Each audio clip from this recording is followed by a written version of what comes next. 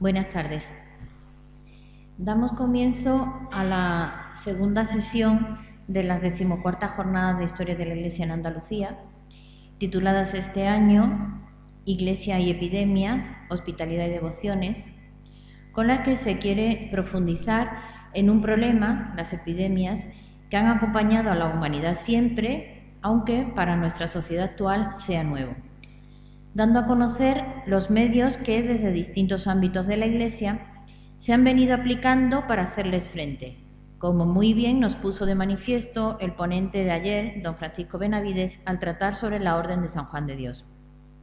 Hoy será el profesor Antonio Claré García Martínez quien nos ilustrará con sus conocimientos sobre la labor desempeñada por la Orden de los Obregones y las prácticas sanitarias en tiempos de la pandemia en el siglo XVII, fruto de su continua tarea como investigador en archivos y bibliotecas nacionales e internacionales. Es una satisfacción para mí presentarles al ponente de esta tarde, doctor en Historia por la Universidad de Huelva y licenciado en Geografía e Historia por la Universidad de Sevilla, con premio extraordinario de doctorado en el año 2000. Amplió sus estudios en París, Roma, Cambridge y Múnich y actualmente es profesor titular de Ciencia y Técnica Historiográficas en la Facultad de Humanidades de la Universidad de Sevilla. Es especialista en Historia de la Cultura Escrita y en Historia de la Enfermería. Esta última parcela, a la que se dedica desde el año 1988 de una manera ininterrumpida, le ha llevado a ser fundador y director de IADES, Revista de Historia de la Enfermería, desde 1994, junto con Manuel Jesús García Martínez. Tiene más de 100 publicaciones entre libros, artículos de revistas, participaciones en congresos, etc., siendo miembro de foros científicos nacionales e internacionales en Estados Unidos de América, en Brasil, Dinamarca, Reino Unido, Irlanda, Alemania, Italia, Francia, Portugal y Malta. Ha formado parte de más de 50 tribunales de tesis doctorales y también ha dirigido varias de ellas. Actualmente imparte docencia universitaria en másteres y doctorados en distintas universidades españolas y ha recibido distintos premios nacionales e internacionales por trabajos sobre historia de la enfermería, participando en 5 proyectos I+D. Desarrolla una importante labor como asesor en proyectos de investigación de historia de la enfermería. Igualmente, forma parte de comités científicos y asesores de varias revistas de reconocido prestigio y valoración, como Cultura de los Cuidados, de la Universidad de Alicante, o también otras revistas internacionales brasileñas o colombianas. Ha participado colaborando en la organización de congresos, jornadas y simposios y actividades académicas de ámbito nacional e internacional, participando también en organización de exposiciones físicas y virtuales. Por último, como ya hemos señalado, fundador y director de IADE, Revista de Historia de la Enfermería, y presidente de la Comisión Histórica del Proceso de Canonización del Enfermero Bernardino de Obregón, sobre quien lleva una larga trayectoria de investigación conjuntamente con el profesor Manuel García Martínez. Un currículum que nos asegura una buenísima ponencia como es habitual en él. Y nada más, te doy pan.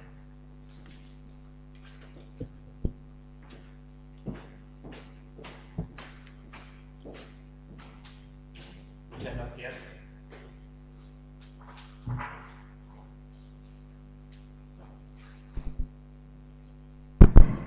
Muchas gracias, Isabel, como siempre, muy amable. Son ya muchos años los que hacen que nos conocemos y compartimos además espacios de investigación, grupos y muchos años de vida, incluso en archivos y bibliotecas sevillanas. Para mí es un auténtico placer y una satisfacción encontrarme hoy aquí, en la Facultad de Teología de San Isidoro de Sevilla, además en el marco de la Cátedra Beato Marcelo Espínola. Para mí un auténtico placer, además, volver a encontrarme con amigos que nos hicimos, nos conocimos y, aunque sea en la lejanía, siempre mantenemos el cariño y nada más que volvemos a entrar en contacto, pues recordamos y refrescamos pues aquellos numerosos días en el Archivo General del Arzobispado de Sevilla. En concreto me refiero a maestro y amigo Manuel Martín Riego, que ha tenido la amabilidad de contar conmigo para estas 14ª jornadas. Muchísimas gracias tanto a la institución como a las personas que han hecho posible mi presencia hoy aquí. Y mi presencia hoy aquí para hablar pues, de un tema que la verdad es que me ha ido fascinando a lo largo de los años, conjuntamente con mi hermano, el profesor Manuel Jesús García Martínez, y que andado el tiempo pues, nos ha ocupado y nos sigue ocupando ya más de 32 años, cuando conocimos por primera vez pues, a Bernardino de Obregón, un enfermero. En calidad de tal lo conocimos porque mi hermano pues, es enfermero y ese fue el nexo que nos acercó allá por el año 88 a esta figura que ha ido creciendo con el paso de los años, evidentemente, hasta descubrir un personaje de una fuerza y de una vitalidad extraordinaria que prácticamente a finales del siglo XIX pues empezó un poco a caer en el olvido precisamente después de todo el proceso desamortizador y de que la propia congregación entró en una profunda crisis. Y en concreto, pues mi intervención de hoy la he titulado Las prácticas sanitarias en tiempos de epidemia en la Sevilla del siglo XVII, según los enfermeros obregones. Una primera parte que les voy a situar un poquito en torno a esta congregación de enfermeros que fue fundada precisamente por este importante personaje el 6 de agosto de 1599, lo que es la realidad y quizás el destino, moría en el Hospital General de Madrid Bernardino de Obregón, precisamente contagiado de la enfermedad de la peste, que en aquellos años asolaba buena parte de la península ibérica con unas consecuencias auténticamente dramáticas.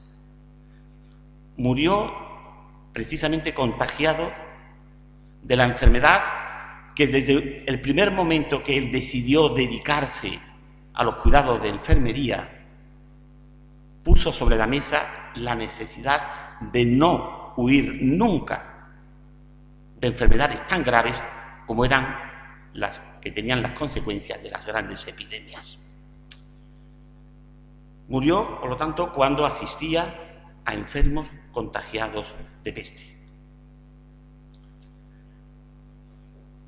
En torno a 1567, Bernardino de Obregón vivió en la corte de Felipe II, tuvo una profunda amistad con toda la familia real, amistad que mantuvo hasta los últimos momentos de su vida, y en concreto, muy especialmente, con Felipe II. Era un personaje que tenía un gran futuro por delante. Fíjense bien, una amistad con el monarca más poderoso de Europa. Entró al servicio del duque de Sesa y a través del servicio al duque de Sesa pudo entrar en el círculo de la familia real. Como les digo, unos contactos que lo iban a mantener el resto de su vida. Caballerizo mayor del duque de Sesa e íntimo del joven entonces Felipe II. Pero en 1567, Bernardino de Obregón sufre una profunda crisis emocional. Él había estado en los tercios de Flandes, había convivido con la propia muerte en el campo de batalla y los años en el ámbito cortesano no le satisfacían. Y en torno a 1567, cuando tenía 27, 28 años de edad, sufrió esta crisis emocional. Lo abandona absolutamente todo, abandona la corte, vende sus bienes y reparte el dinero entre los pobres y se dedica a frecuentar los hospitales de Madrid. Fue un cambio radical en su vida, evidentemente. Fueron años muy difíciles, pero años en los que Bernardino de Obregón pudo ver las dificultades que existían en los hospitales madrileños para ofrecer unos cuidados de calidad. Él pudo observar de primera mano que los cuidados prestados en la mayoría de los hospitales carecían del suficiente nivel acomodado a los tiempos que ya se estaban produciendo, al avance poco a poco de la propia ciencia médica, pudo verlo en primera persona. Un hombre, además, Bernardino de Obregón, que tenía una gran formación y, por lo tanto, lector asiduo y habitual de libros de medicina. Ese contacto directo con el enfermo y con el entorno hospitalario le hizo entrar en una profunda reflexión sobre los cuidados que se estaban dispensando. Estamos en tiempos de epidemia, desgraciadamente, como hablábamos hace unos minutos con Isabel y con los compañeros de la sala. Y aquellos también eran tiempos de epidemias. El siglo XVI y especialmente el siglo XVII fueron tiempos de terribles epidemias. Y Bernardino de Obregón, precisamente cuando sufre esa crisis emocional y decide convertirse en enfermero, porque siempre lo tuvo muy caro, él se iba a convertir en enfermero y así hizo. Y así se llamó toda su vida, enfermero. Tenía muy de cerca las grandes epidemias de la época. Y fue un elemento que le marcó en gran medida toda su existencia. Él nace en 1540, como veíamos en la diapositiva inicial, y fallece en 1599 en Madrid, contagiado de peste.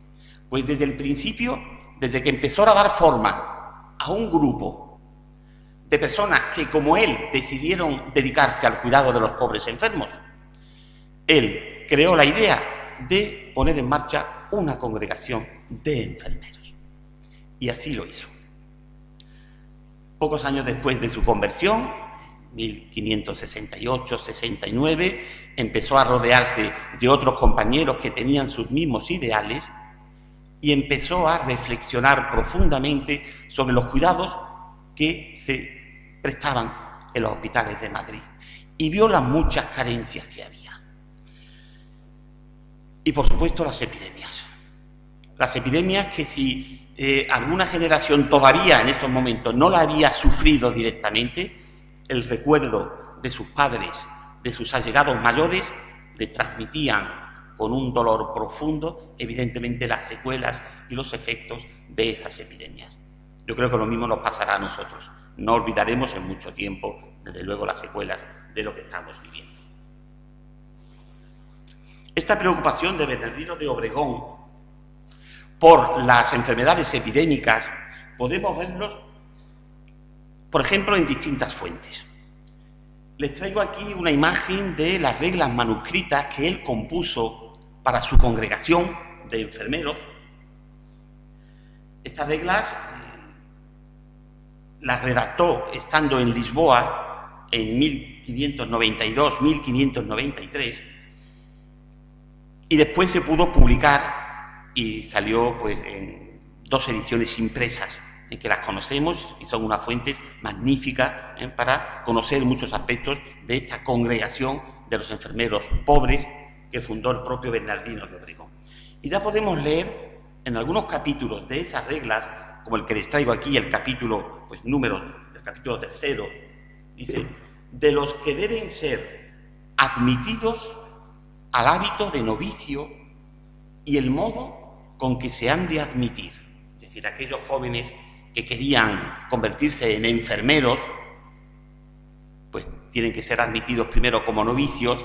Y en el capítulo 3 dice, a la pregunta 5 que le hacían el maestro, le decía a los jóvenes aspirantes a enfermeros, pregunta 5, ¿ya habéis visto, les dicen, hermano, poco más o menos lo que los hermanos tenemos por ejercicio y obligación, que es curar o servir a los pobres enfermos de día y de noche, de todas enfermedades, de cualquier calidad y condición que sean, aunque sea peste?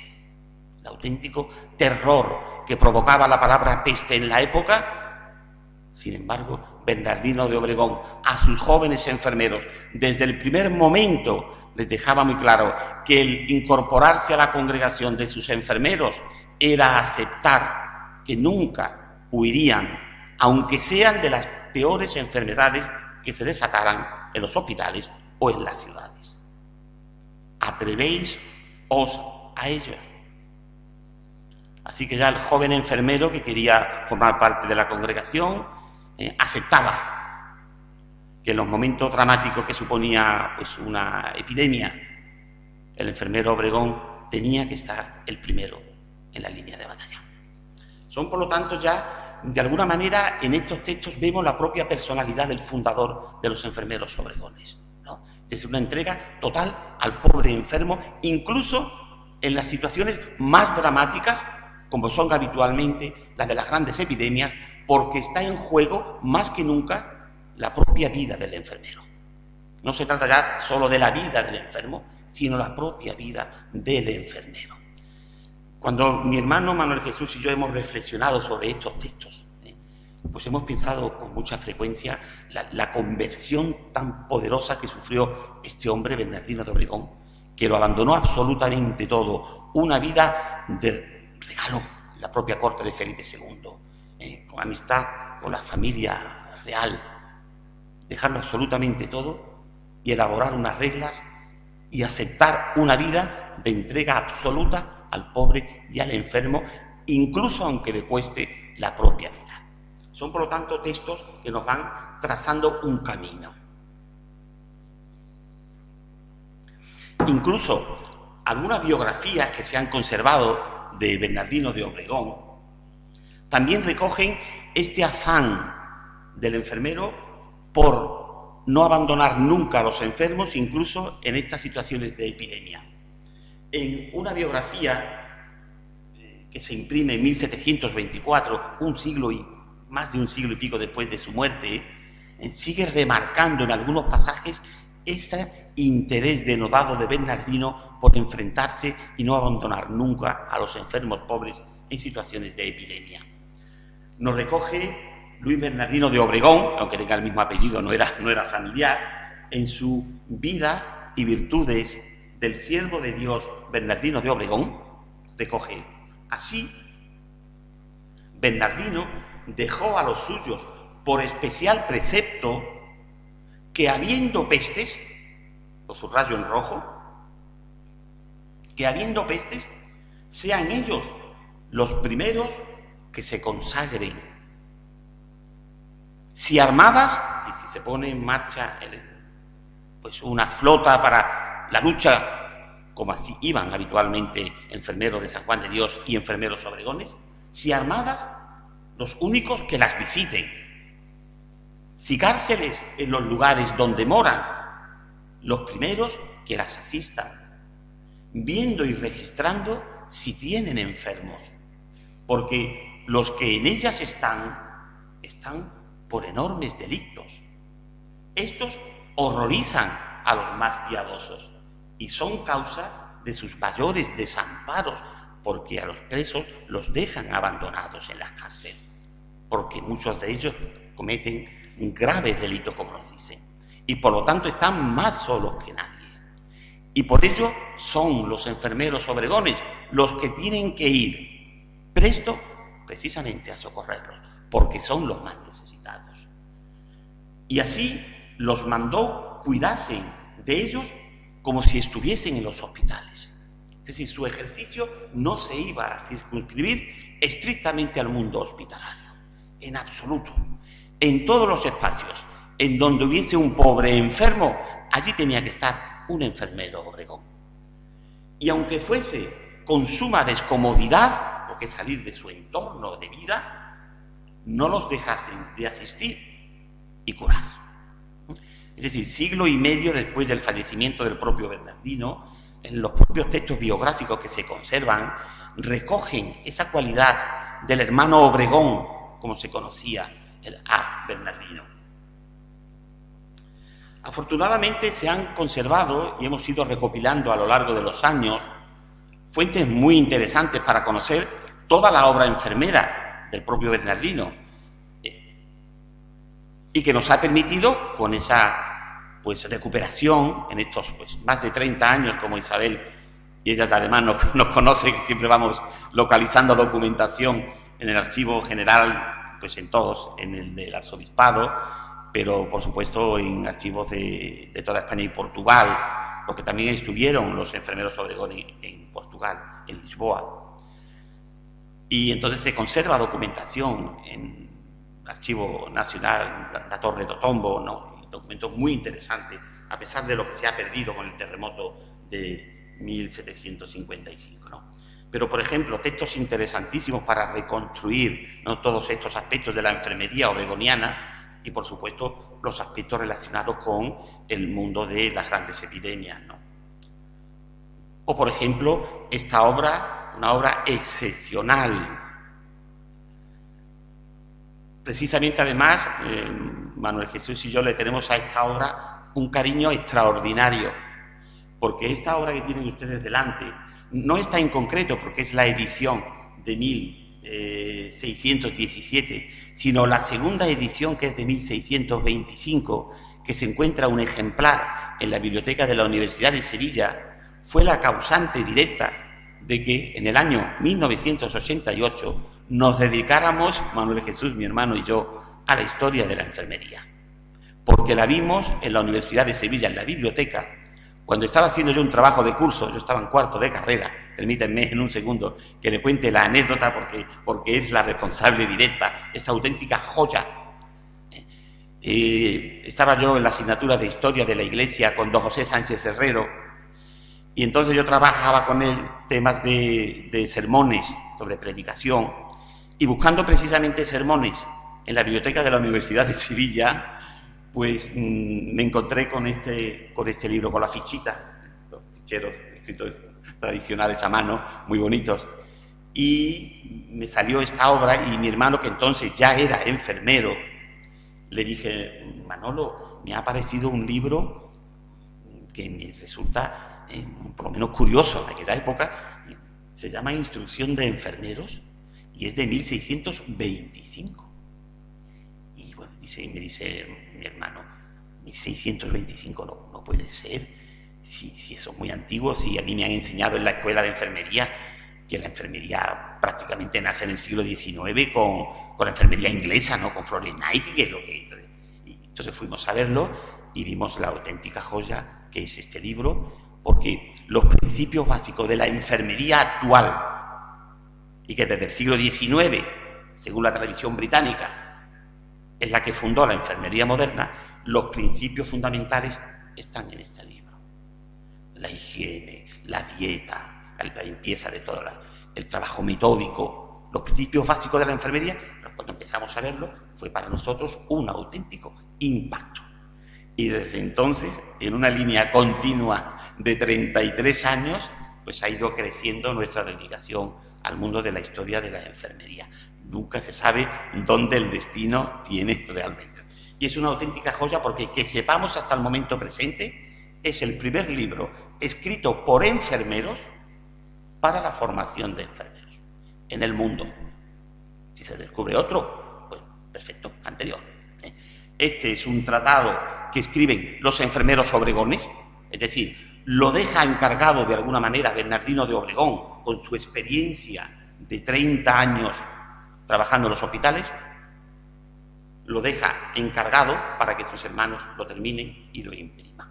Por lo tanto, es una obra fundamental para comprender no solo la enfermería española, sino la enfermería mundial. Es una época además extraordinaria de pleno apogeo, lo que es el imperio, el siglo de oro, es decir, que no es de extrañar, por lo tanto, que en ese contexto de erudición, de grandes médicos que hay en esa época aquí en España, evidentemente haya enfermeros del nivel de Bernardino de Obregón que reflexionen sobre los cuidados de enfermería. Aquí aparecen alusiones continuas a las enfermedades epidémicas. Y en gran medida, lo que vamos a hablar aquí en la segunda parte, pues está extraído fundamentalmente de esta obra, porque es el espíritu de Bernardino el que se encuentra. Por lo tanto, una obra extraordinaria. Otra obra también escrita por los enfermeros obregones, interesantísima, que es la ayuda al bien morir. No es nada nuevo una obra de ayuda al bien morir, porque desde la Edad Media pues hay una larga tradición de ayuda al bien morir. Lo importante de esta obra es que unos enfermeros asumen, dentro de los cuidados que prestan, asumen la parcela de ayudar a bien morir, como parte integrante del propio quehacer enfermero. Ahí es donde está el punto fuerte, porque, como les digo, las obras de ayuda al bien morir se remontan desde la Edad Media y continúan en todo el siglo XVI. Pero aquí la novedad es que ellos, en su ideario de enfermeros, asumen que es fundamental, ya que ellos están en contacto continuo con la muerte. No se puede dejar al enfermo moribundo solo. Y por lo tanto, tiene que ser enfermeros especializados en esta ayuda en los momentos finales de la vida del enfermo, del ser humano, no desampararles, como dice, no dejarlos solo ni un solo momento y, evidentemente, ayudarle a bien morir. Es una parcela interesantísima. Incluso mi hermano, como enfermero, sabe que es él es profesor en la Universidad de Sevilla, pero lleva 35 años o casi ejerciendo en los hospitales y conoce muy bien cómo muchos enfermos, abuelitos, pues mueren solos en las salas. La sociedad actual nos lleva con frecuencia pues a la soledad, ¿no? Entonces, él ha podido experimentar de cerca todo esto que hemos leído en los manuales, y la ayuda al bien morir, como es una parcela completamente necesaria que el propio Bernardino de Obregón asumió como propia. Mis enfermeros no van a dejar morir solos a los enfermos. Y componen este tratado extrayendo materiales de libros espirituales, de otros tratados de ayuda al bien morir, claro que sí, y componiendo todo un procedimiento para que cuando se ve que el enfermo llega a la situación terminal, pues evidentemente aplicar lo que es la ayuda al bien morir, pero de una forma metódica y bien organizada. Entonces, estupendo, son unas obras que nos han ayudado mucho a comprender la enfermería obregoniana. Imagínense en los momentos de epidemia el consuelo espiritual, lo fundamental que es cuando están abarrotados los hospitales, incluso las calles, de enfermos y cadáveres. Por lo tanto, Bernardino, en esa profunda crisis que tuvo pues con 27, 28 años, todo esto lo interiorizó y lo proyectó en esa congregación de enfermeros que creó. Y por supuesto, las vidas sobre Bernardino, que hay varias muy interesantes y con una información extraordinaria. Todas ellas nos ayudan a conocer durante estos años pues la vida, la obra y lo que es la enfermería, la auténtica reforma de la enfermería que lleva a cabo Bernardino de Obregón en el siglo XVI y sus enfermeros. Para que se hagan una idea, desde muy pronto Bernardino empezó una gran labor, no sé si desde ahí, bueno, muy pequeñito, pero una gran labor fundacional. Una gran labor fundacional, llegando a, en vida, ya a contar con un número importante de hospitales fundados por él y por sus hermanos, o también otros hospitales que, debido al prestigio que el propio Bernardino y sus enfermeros fue adquiriendo con el paso de los años, le pedían que se hicieran cargo de hospitales ya fundados. El propio Felipe II le encomendó a Bernardino de Obregón la reforma de los hospitales reales en todo el reino, incluso en Portugal. Lo que era en el siglo XVI, una vez que Felipe II incorporó a la corona española Portugal, lo que era Portugal el hervidero de problemas, pues mandó personalmente Felipe II a Bernardino de Obregón a reformar los hospitales reales del reino, ahora perteneciente a la corona de Felipe II. Y allí también empezó a fundar hospitales y a hacerse cargo de otros ya existentes. Por lo tanto, hemos de considerar que todos estos puntos que les pongo en el mapa son puntos en donde se practicaba el ideario enfermero de Bernardino de Obregón. Por lo tanto, todo lo que hablemos en gran medida de la enfermería practicada por Bernardino y por los suyos, iba implantándola en todos estos lugares, y vemos cómo en ese proceso fundacional pues también llega a Andalucía. Y concretamente pues funda en Guadalcanal, funda en Casalla y por supuesto en Sevilla capital. funda en Sevilla Capital. También funda en Aral, funda en Montoro en distintos años. Unas veces él personalmente, pero otras veces ya los hermanos que le suceden. Así que prácticamente se jalona buena parte de la península ibérica con centros administrados por enfermeros obregones. Y son centros desde los que se practica la enfermería que los novicios aprendían en las casas de aprobación que a tal efecto fundó Bernardino para la formación, una formación de calidad de sus enfermeros. Claro, entonces en ese contexto podemos comprender perfectamente por qué Bernardino tiene la idea de escribir un tratado de enfermería. Evidentemente, ante la necesidad de una formación de calidad de los enfermeros. No basta solo una formación teórica, sino una formación por escrito, perfectamente organizada. Y esa es una de las grandes novedades de instrucción de enfermeros. Empezamos a comprender esa situación, ¿no? Fundan también, ya un poco después, tenemos noticias, tenemos que confirmar, pero tenemos noticias que en el Nuevo Mundo hay algunas fundaciones de enfermeros obregones y en algunas ciudades de Europa, en Bélgica, en Malinas. Vamos poco a poco componiendo ese mapa que nos ha costado muchos años. Hemos ido poniendo un puntito, otro puntito, conforme hemos ido encontrando, bien en el Palacio Arzobispal. Allí encontramos la referencia al Aral.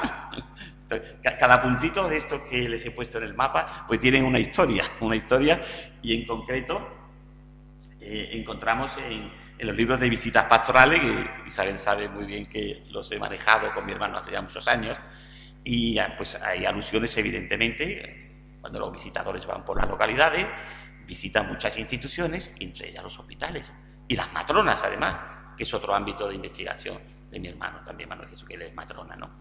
Y entonces allí encontramos referencia al Hospital del Aral y a los Obregones, y después, lo que es también la vida, mi hermano en el hospital trabajaba con una compañera que era de Aral, empezó a preguntarle y nos puso en contacto esa compañera precisamente con la Hermandad de la Caridad y el Santo Cristo del Aral, que fue la que regentó en su momento el hospital que llevaron los Obregones.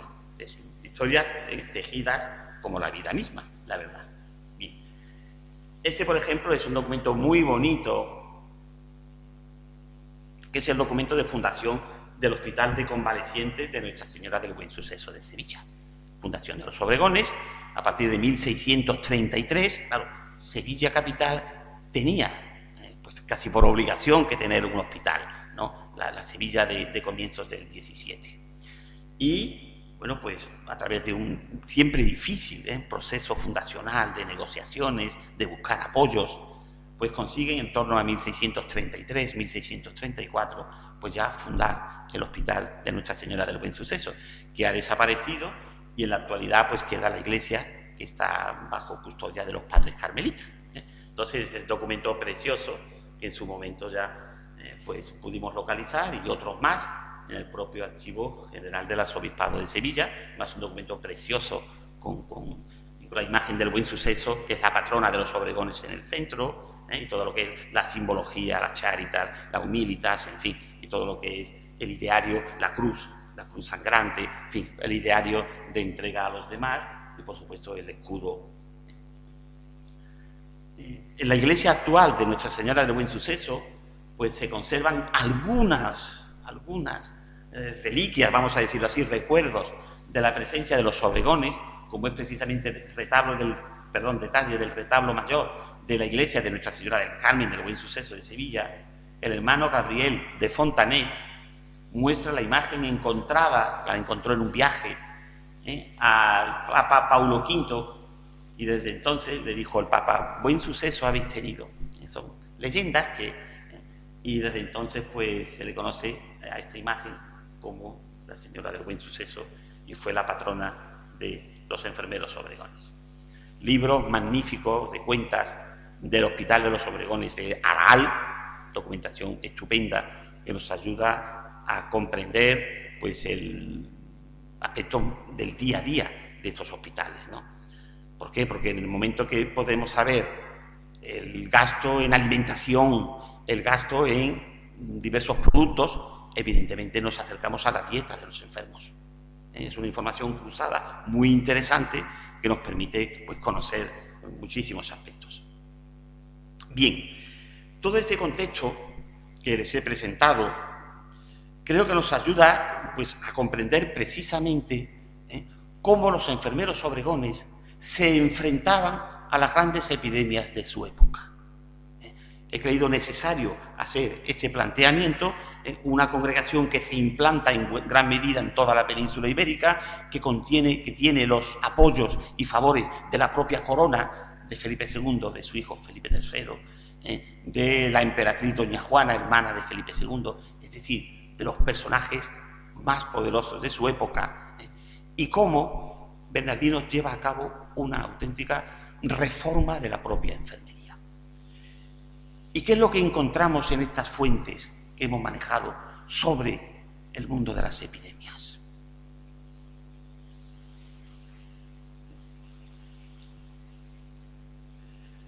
Así es. Antes de llegar las epidemias a las ciudades, llegaba la noticia y el miedo. Es una constante. Mucho antes de que el virus o la bacteria hiciera acto de presencia en las calles de una ciudad, en las calles de Sevilla, ya habían llegado las noticias de que se había desatado, pues, una epidemia, y llegaba el miedo. Yo eso, cuando hemos vivido estos años, la actual pandemia del coronavirus, ¿no?, y hemos recordado, mi hermano y yo, estas situaciones, digo, hay que ver, empezamos a oír de lejos que si está en China, bueno, pensábamos, bueno, en China, allí hay de todo, pensamos que eso nunca va a llegar a Europa, pensábamos que eso está muy lejos, eso, y he podido perfectamente recrear las situaciones. Al principio, pues, no dándole importancia, como parecía que no iba a llegar a Europa, pero llegó. Y el miedo como se fue apoderando poco a poco, y el terrible, pues, miedo que se apoderó en los meses de marzo y abril, cuando las calles se quedaron por ley completamente cerradas. Bien. Una cuestión es importante que tengamos en cuenta para comprender lo que ahora vamos a seguir comentando. Siglo XVI, siglo XVII, evidentemente el desarrollo científico, pues, se encontraba en unos niveles bajos, lógicamente, ¿no? Y por lo tanto, el concepto de epidemia, concepto de peste, hay que comprenderlo en su contexto. Los enfermeros obregones, igual que textos de la época, utilizan términos genéricos. Peste, utiliza términos como pestilencia, enfermedades pestilenciales. Claro, en el siglo XXI ya tenemos perfectamente definido lo que es, pues, la peste bubónica, con la bacteria Yersinia, el tifus, el sarampión, la viruela. El desarrollo médico ya del siglo XX nos permite identificar perfectamente las distintas patologías, ¿no? Pero en esta época el conocimiento bacteriano y de los virus, pues, estaba embrionario. Por lo tanto, no siempre se podía distinguir, y mucho menos al principio, qué dolencia, qué patología era la que venía. Entonces es muy importante ver en cómo los textos, con qué terminología definen a las distintas enfermedades, ¿no? Es igual que las enfermedades, que también las trata mucho los enfermeros obregones, las enfermedades de transmisión sexual, las sífilis, la gonorrea, evidentemente no se distinguen bien en la época en que daba un largo desarrollo científico. Así, unas veces, cuando se hablaba de peste, reconocemos, pues, que podía ser tanto la peste bubónica, sobre todo cuando venía de lejos, ¿no?, la Yersinia pestis, ¿no? Pero en otras ocasiones escuchamos términos como el tabardillo. En instrucción de enfermeros aparece mucho el término tabardillo, que se ha podido identificar en los momentos actuales con el tifus, por ejemplo. Es decir, que es muy importante empezar a discriminar y a situar qué se entendía en la época por un término o por otro, ¿no? Se utilizaba, pues, el término tabardillo. Ya después se ha identificado con esta grave enfermedad que es el tifus, ¿no? O incluso con otras frecuencias empezamos a ver en estos manuales de enfermería que se utiliza todo un vocabulario específico muy variado. Aparece como, por ejemplo, el término fiebres maliciosas, aparece el término landre, aparece el término tóxico, o, por ejemplo, la seca o el bubón, que sí lo conocemos más. Son todo manifestaciones cutáneas, erupciones de distinta naturaleza, que evidentemente el conocimiento científico de la época no podía distinguir todavía con perfección la diferencia entre unos y otros. Pero sí la propia experiencia les hacía conocer las dramáticas consecuencias de sufrirlo. Ahí una enfermería como la que los enfermeros obregones practicaban, una enfermería muy de observación de los síntomas, basada en una experiencia de contacto reflexivo con el enfermo. Por lo tanto, si bien se desconocía, pues, en gran medida, la transmisión de todas estas enfermedades, se intuía algunos elementos, que era el aire, que podía ser pues, el mal aire, las aguas, pero evidentemente quedaba un largo camino por recorrer hasta que la ciencia médica fue separando y distinguiendo unas enfermedades de otras. Por ejemplo, el tabardillo, pues el tifus. Claro, en ese contexto es en el que tenemos que situar lo que es el mundo de los cuidados de los enfermeros obregones, las dificultades a las que se tenían que enfrentar. Claro. Hoy en día, pues en los hospitales disponen de una cantidad enorme de recursos, de medicamentos, de tecnología, para poder un poquito pues enfrentarse a lo que son las enfermedades. Pero claro, yo me pongo a imaginarme un enfermero obregón en 1580, 1590, 1600, ante un enfermo inapetente que no tenía ganas de comer. ¿Cómo le proporciona alimento a esa persona? Hoy en día está el suero, están las ondas, está todo. El valor de esta enfermería practicada en esta época, tenemos que tener muy en cuenta todas esas circunstancias, porque si no, definitivamente veremos como anécdotas. Más un momento en el que una parte muy importante de prácticas ancestrales de la Edad Media habían pasado al mundo renacentista, al mundo moderno, pero evidentemente ya estaban viendo la nueva mentalidad del hombre renacentista, que muchas de esas prácticas eran completamente ineficaces. Pero no era fácil desmontar todo un sistema de cuidados. Por lo tanto, todo eso se produce en el siglo XVI una gran conmoción entre una tradición de cuidar y unas nuevas formas de ver al enfermo. Por lo tanto, y todos estos términos han de ser, pues de alguna manera, comprendidos en ese contexto, ¿no? Fíjense bien, les traigo este mapa porque Andalucía sufrió en el siglo XVII grandes epidemias, especialmente 3, pero hubo distintos tipos de epidemia, además, como ya les he comentado, ¿no? Fueron muy potentes las de 1599-1602, esa fue de la que falleció Bernardino de Obregón, en Madrid.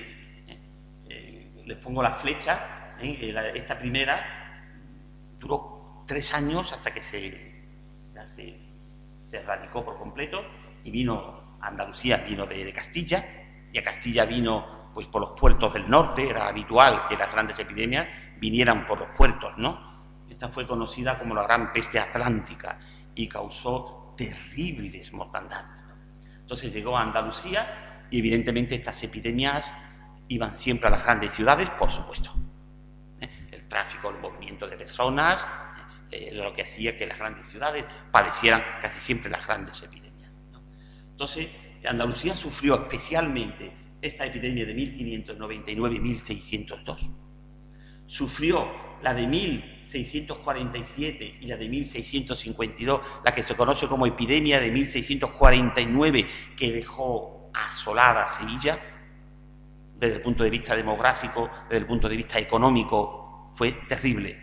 Además, es la peste que refleja en realidad la película de esta serie que hace unos años pues emitieron por televisión, que hay un trastoque de fechas, trasladan a otra época lo que ocurrió. Pero bueno, en 1647 a 52, 5 años de peste tremendo de miedos, de muertes. Y la peste de 1679 a 1680. O sea que en Andalucía los brotes epidémicos fueron terribles en el siglo XVII y diezmó la población andaluza de forma extraordinaria, y muy especialmente a la gran urbe Sevilla, no lo olvidemos. Claro, a estas epidemias se tuvieron que enfrentar los enfermeros obregones. No ya Bernardino, que murió en 1599, pero sí sus hermanos.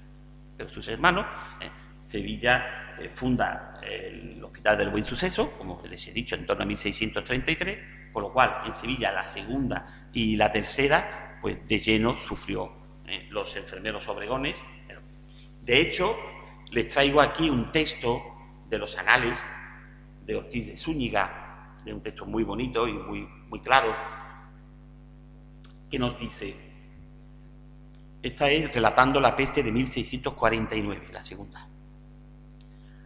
No había ya cabida en los hospitales y hubo noche de quedarse en el campo del Hospital de la Sangre más de 400, y, habiendo sido noche de agua y frío, amanecieron muertos más de 300, es decir, ya los hospitales no podían acoger a tal número de enfermos contagiados. Murieron más de 300, se quedaron fuera, y fue noche de frío y de agua. Murieron los más, dice, por eso lo pongo en rojo, ¿no?, subrayado en negrita. Murieron los más de los religiosos de San Juan de Dios y los hermanos del Buen Suceso, los obregones. Murieron prácticamente todos. De las demás religiones y clérigos, más de 5.000.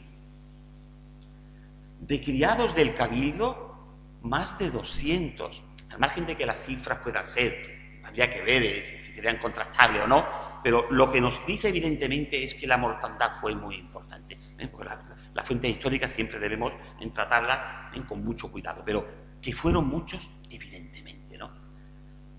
Del cabildo, más de 200, y si fuera a ir refiriendo los desastres que sucedieron, sería muy dilatado. Los efectos de la epidemia de 1649 fueron devastadores en Sevilla. Los hospitales no daban abasto para recoger a tantísimas personas contagiadas.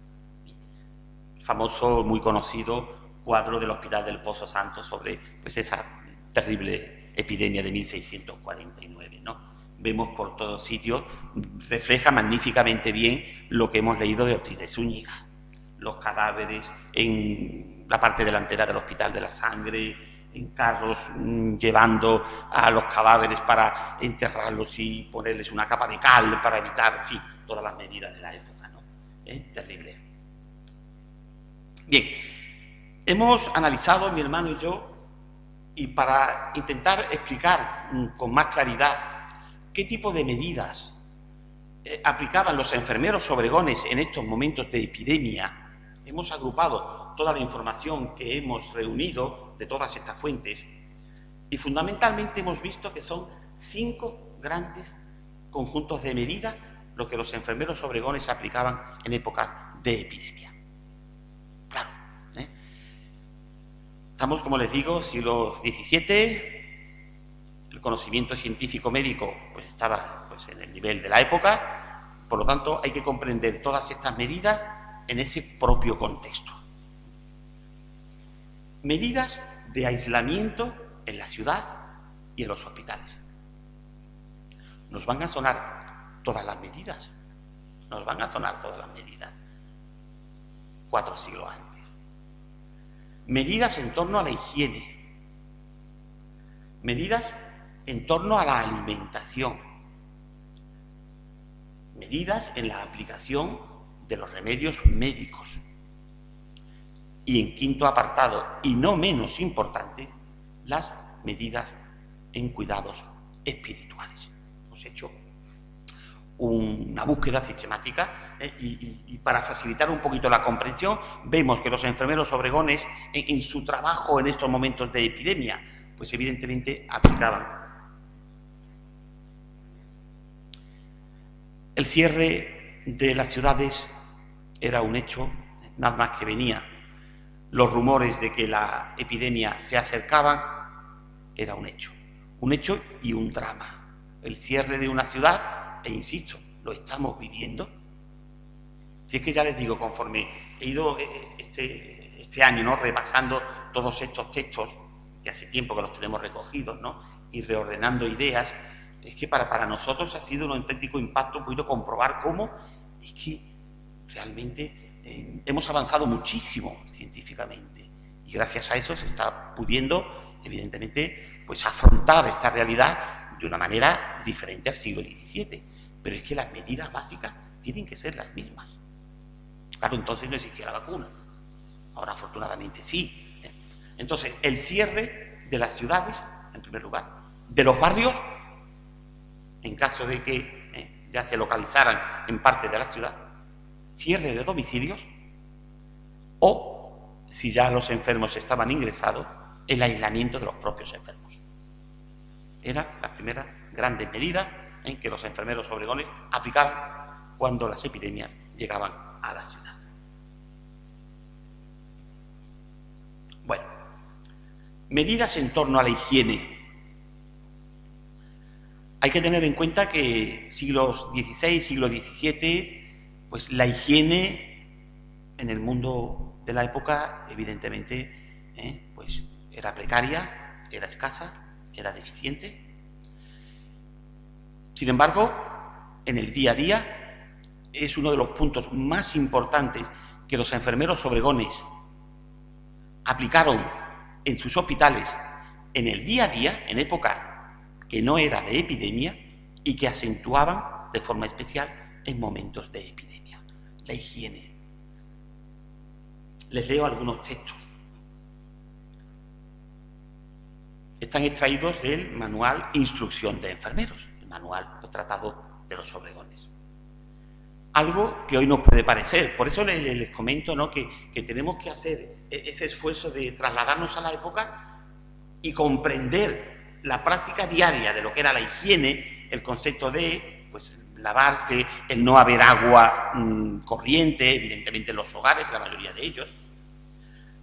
Nos dice en Instrucción de Enfermeros, los enfermeros, si se ha de vestir la camisa limpia, porque evidentemente no era lo habitual cambiar de camisa con frecuencia en los hospitales. La camisa duraba muchísimo.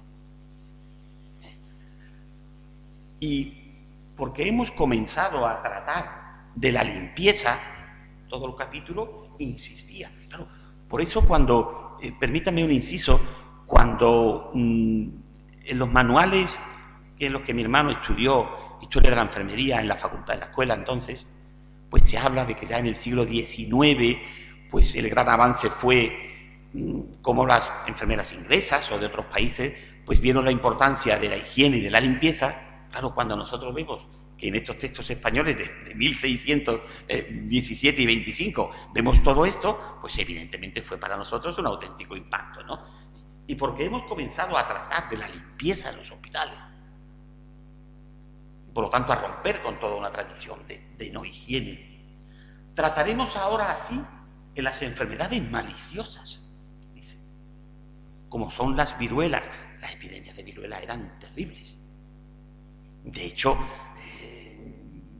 casi se tiene aceptado que la mayor parte de la población indiana que se perdió fue con motivo de las enfermedades que llevaron los europeos y para los que los indios no estaban, evidentemente, con defensas. La viruela fue una enfermedad terrible que por fin ya se erradica en 1977, por ahí, y ya parece ser que se tiene en un, permítanme la expresión, encerrado en un botecito, permítanme la expresión. Entonces, en las enfermedades maliciosas, como las viruelas, el tabardillo, que es el tifus, recuerden, y las fiebres malignas, ¿será bueno mudar ropa estando sucia? Y respóndese que sí, por supuesto, por razón que la camisa está con los vapores malignos que resultan de calenturas, y si se pusiese a un sano, no sería mucho que estando dispuesto se le pegase. Que menos razón hay que se le torne a pegar al propio enfermo. Es decir, aquí hay detrás una reflexión que hoy es básico en nuestra noción de higiene y de salud, pero estamos en el siglo XVI, siglo XVII.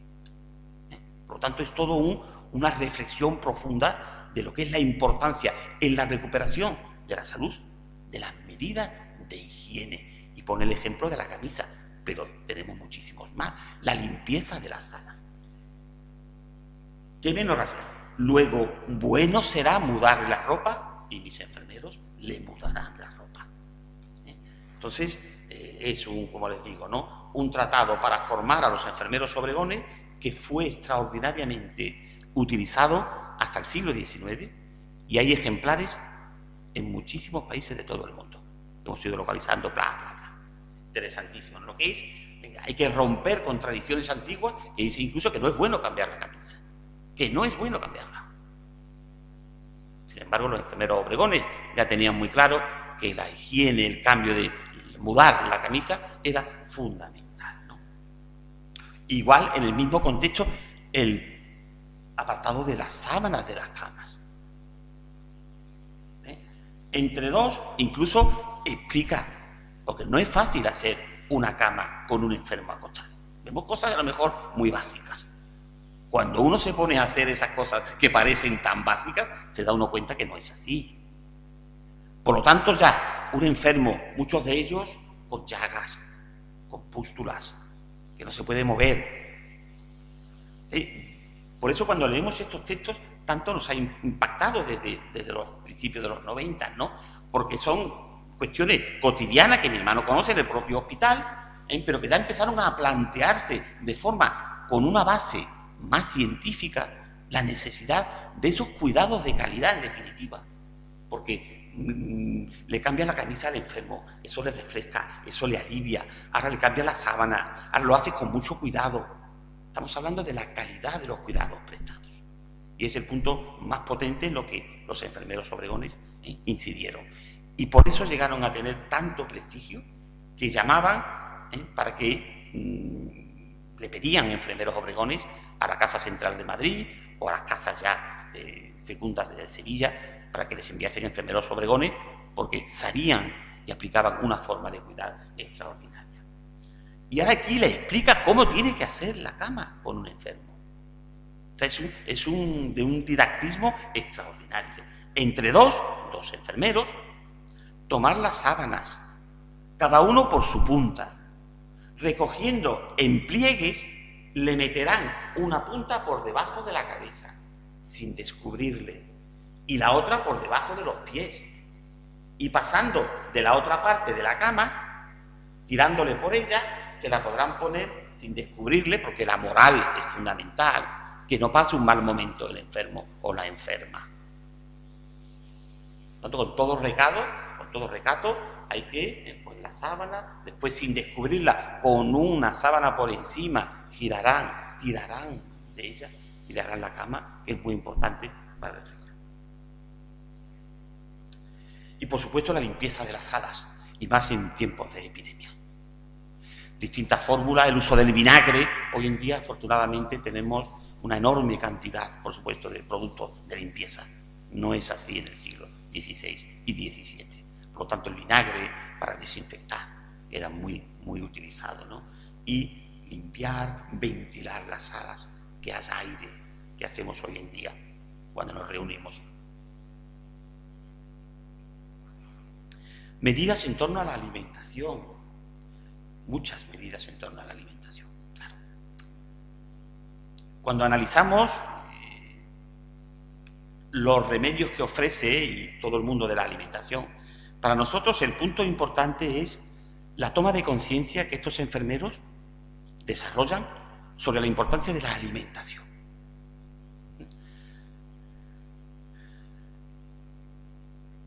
En época de epidemia, lo mismo que en una época de enfermedades, digamos, habituales, la pérdida de apetito del enfermo es un gravísimo problema. No tenían la tecnología actual. Y un enfermo que no come es un enfermo que se debilita y es un enfermo que acaba muriendo pronto. Por lo tanto, esa toma de conciencia de que hay que proporcionar una alimentación lo más eficaz posible al enfermo, y especialmente en época de epidemia, cuando los recursos materiales se reducen extraordinariamente en las ciudades, porque se cierran, porque se entrecorta lo que es todo el mundo del comercio y no llegan productos a la ciudad. De ahí lo fundamental de lo que es, y tenemos muchos textos en torno a la importancia de la alimentación. Hoy en día, pues ahí ya está, como todos sabemos, la carrera de nutricionista, ¿no? Evidentemente, porque en el siglo XXI sabemos la importancia que es para el estómago la cocina de la salud, como se suele decir, evidentemente, ¿no? Pero que ya en 1500 y pico, 1600, ¿no? Se reflexione sobre la importancia de dar a cada enfermo la alimentación según la dolencia que tiene, es realmente algo extraordinario, ¿no? Nos dice Instrucción de Enfermeros, en su apartado 20, ¿no? Sobre los apetitos, se llama alimentos, decía apetitos, ¿no? Que se han de dar a todo género de enfermos para poder comer con sus principios y postres. Y porque hay enfermos tan desabridos en el comer, que no tienen ganas, que no comen, diremos qué apetitos se pueden dar a cada género de enfermos. Esto es interesantísimo. No es qué alimentos se va a dar a los enfermos, no. Hay ya una separación, es decir, según la dolencia que tenga, hay que administrar una alimentación adecuada. Después, ¿la alimentación será eficaz o no? Que eso ya es otra cuestión, porque se requiere, por supuesto, de un conocimiento de los principios que componen los alimentos. Pero hay una experiencia detrás, no lo olvidemos nunca. Dice, apetitos se pueden dar a cada género de enfermos, a los de tabardillo, fíjense bien, a los de tifus, carbúnculos, erisipulas, heridas de fresco, enfriamiento, y ahora dice una serie de situaciones. No, el perejil les va muy mal, salvo no habiendo otro remedio, que saben muy bien que en tiempos de epidemias, pues la escasez es absoluta. Por ser caliente, todavía en esta época está toda la teoría de los humores, de la época antigua, está todavía, pero ya hay una observación. Ser caliente, muy bien. A los tales se les ha de dar zumo de limón o agraz, y lo mejor de todo es el limón, por ser el agraz astringente. A los de dolor de costado se les ha de dar, no se les ha de dar ningún género de agrio, ni carne de membrillo, ni perada. Es decir, hay toda una reflexión en torno a la experiencia. Ya les digo, al margen de que esta alimentación sea del todo eficaz o no. Porque claro, pero hay la experiencia acumulada de tantos años, ¿no? Salvo estando ya en la declinación. Bien. Si le quisieren dar 4 ciruelas bien maduras para principio y postre, puédese dar escorzonera. Les traigo aquí la planta de la escorzonera, que es una planta fantástica, tiene una cantidad de propiedades tremendas, ¿no? Y se daba mucha escorzonera. Alfeñique, que son unos caramelos de azúcar. Calabazate, que es calabaza en azúcar. Bizcochos, ciruelas en conserva. O sea, casi todos son alimentos muy energéticos, que aun comiendo poco, les alimenta. Estamos hablando que hay que mantener con vida al enfermo, evidentemente, y la alimentación es fundamental. Por lo tanto, todos estos alimentos, desde la parte final, son todos hipercalóricos. En una sociedad, no olvidemos, en donde el nivel de subsistencia era lo más generalizado. Comer todos los días no estaba al alcance de todo el mundo. Las citas, pues, podrían ser muchas, ¿no? Por ejemplo, no puedo leerlas todas, ya eso sí le pregunté a Manuel Martín, ya en la publicación si las incluimos todas, son muy bonitas, ¿no? Orden, otro aspecto también muy importante, orden de dar de comer a los enfermos en las calenturas, ¿no? Lo que tenemos que comprender es cómo hay una reflexión de que la comida, qué tipo de comida, el orden, cuándo se debe dar la comida. No es siempre válido darla en cualquier momento. Si el médico le prescribe a algún tipo de remedio, o por ejemplo una sangría, o por ejemplo un enema o lavativa, pues entonces hay que ver en el tipo de enfermo cuándo se le da la comida. Eso es de una modernidad extraordinaria, ¿no? Entonces, bueno, esto, como les digo, muy interesante. O por ejemplo, la importancia del agua. La importancia de beber es fundamental. Especialmente las personas mayores sabemos que dejan de beber sistemáticamente. Y no es que no lo necesiten, sino porque pues, pierden la sed. Y por lo tanto insiste de forma extraordinaria cómo los enfermeros tienen que estar muy pendientes de que los enfermos no dejen de beber agua. Si se fijan bien, es un conjunto de conocimientos magníficamente hilvanados precisamente para formar a unos enfermeros con un alto nivel. Y con eso, bueno, como el tiempo avanza a una gran velocidad, les leo lo que son las cabeceras de las citas, muy interesantes. A los de dolor de costado, viruelas y sarampión. El sarampión ha sido otra de las grandes epidemias que hasta hace poco ha sufrido la humanidad, causaba muchas muertes. Algo que a nosotros nos suena, bueno, ha pasado el sarampión como algo meramente un poquito rutinario en los niños, pero el sarampión ha causado estragos, la epidemia de sarampión. Por lo tanto, aquí comprendemos en esta época una auténtica epidemia de sarampión, cómo afectaba a la población. Y pues nos da una serie de remedios muy interesantes y todo ello. O por ejemplo, muy tradicional era tomar lo que es la piedra besoar. Esto tiene un origen muy antiguo. La piedra besoar son unos cálculos en que se forman pues, en los intestinos, en el estómago de los rumiantes. Y por lo visto, desde tiempo ancestral se creía que tenía propiedades curativas. Son de esas prácticas ancestrales que les he comentado, que se siguió todavía pues, practicando en esta época. Y poco a poco se fue viendo pues, su ineficacia, que no siempre, y fueron siendo desechados. Muchas veces la importancia un poquito de las aportaciones, en este caso de los enfermeros obregones, consiste más en vivir un tiempo de transición e ir dejando de lado cada vez más, ir comprobando que muchas terapias no son efectivas y por lo tanto irlas abandonando.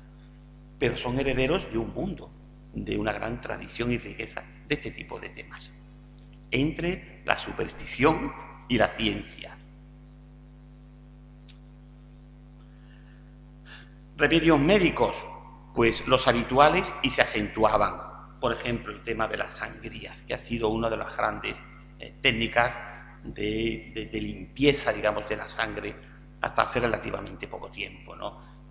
La aplicación de las sangrías por distintas formas y métodos, desde el sistema de la sanguijuela, poner sanguijuela en determinadas partes del cuerpo, que hay que tener mucho cuidado con las sanguijuelas, y los enfermeros obregones insisten mucho porque hay que estar pendiente de dónde se ponen y tenerlas, permítame la expresión, controladas, porque por su naturaleza pueden adentrarse por las zonas que pasan al interior.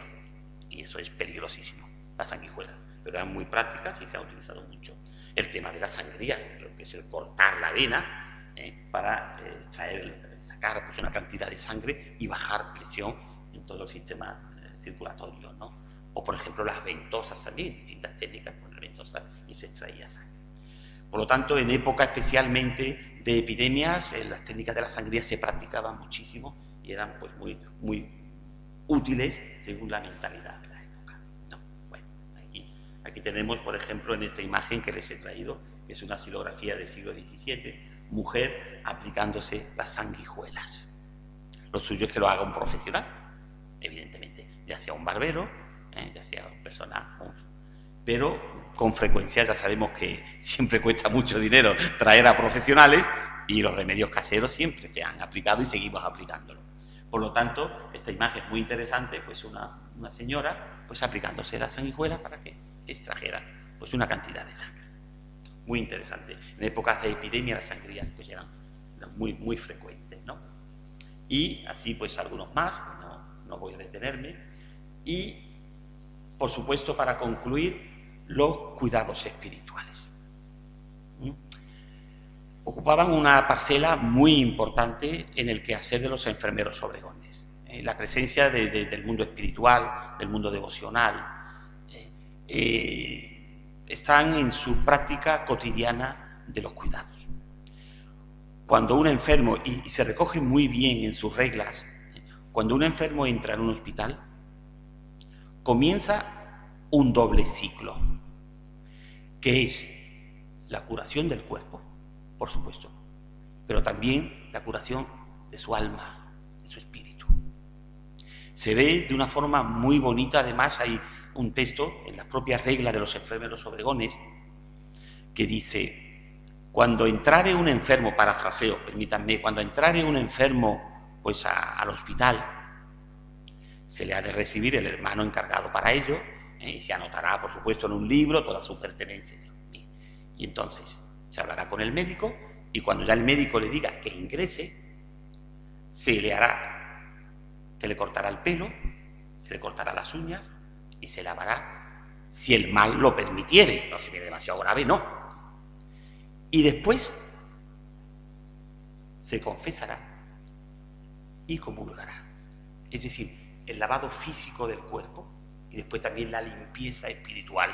Precioso, muy bonito. Es como se inicia ese proceso de recuperación del enfermo, porque no olvidemos nunca que el hospital de la época es un espacio de curación del cuerpo y del alma, porque un enfermo es una persona que queda al margen de la sociedad, se extrae de su entorno social, y se ingresa en el hospital, y ese ingreso en el hospital no debe nunca significar una separación del conjunto de los creyentes. Por lo tanto, los hospitales de los obregones y también otros, evidentemente, tienen organizado todo un ciclo devocional y espiritual y religioso durante todo el año. Y se hacen procesiones dentro del hospital. Y al llegar la Navidad se celebran y se adorna el hospital, y tenemos unos textos muy bonitos al respecto. ¿Por qué? Porque el enfermo no puede quedar aislado de la comunidad cristiana. De nada sirve curar el cuerpo si se olvida el alma. Por lo tanto, los grandes hospitales y lo que hemos estudiado de los enfermeros obregones, evidentemente van paralelo lo que es la recuperación física y la recuperación también espiritual. ¿Por qué? Porque muchas veces, con frecuencia, un enfermo se queda solo en su casa cuando tiene casa y no viene de la calle. Ese quedarse en su casa implica pues no ir a misa, implica el no escuchar sermones, implica el no participar pues, en la liturgia, en todos los actos de la comunidad cristiana. Por lo tanto, si ingresa en un hospital de los enfermeros obregones, hay que recuperar también a ese enfermo que se ha ido apartando de lo que es el conjunto, la comunidad de los cristianos. Los textos son muy bonitos, no puedo detenerme ya mucho, ¿no? Pero durante los meses que duró la epidemia, por ejemplo, la de 1649, tenemos el propio Ortiz de Zúñiga, nos recoge una cita magnífica, que no me resisto a no leerla. Desde el principio del contagio, nos dice Ortiz de Zúñiga, de la peste de 1649, empezaron los clamores a Dios, poniendo por intercesora a la reina de los ángeles, para que su majestad templase su ira. Se hicieron rogativas en la misa. Después se continuaron con procesiones a Nuestra Señora de los Reyes, San Laureano, San Sebastián y, por supuesto, San Roque, el santo de la peste. Con el Lignum Crucis se hizo una por las calles, andando a la plaza de San Francisco, Arquillo de Chapineros, calle de Francos y, seguidamente, a la iglesia. De noche y de secreto se hizo una procesión de rogativa por las últimas naves de la iglesia, llevando el preste a nuestro Dios, etcétera, etcétera.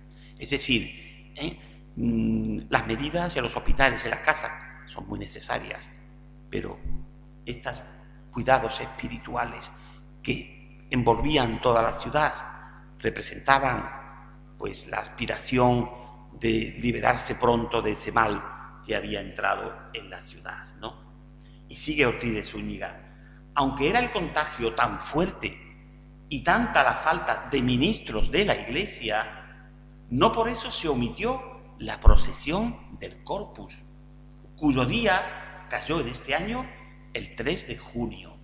Y se hizo esta por las mismas calles que anduvo la que se había hecho con el Lignum Crucis, pero sin poder asearlas ni adornarlas. Dijo, no se pudo componer como en otras ocasiones, ¿no? Esto nos habla, pues, de esa necesidad de ante, pues, el desamparo que suponía una de estas epidemias, encomendarse a Dios, a sus santos patronos benefactores y poder seguir un poco con el ánimo suficiente de enfrentarse a esas situaciones. Y por supuesto, y con esto termino, la ayuda al bien morir. No obstante, les dije al principio que estos enfermeros habían compuesto un tratado ayuda al bien morir. Claro que sí.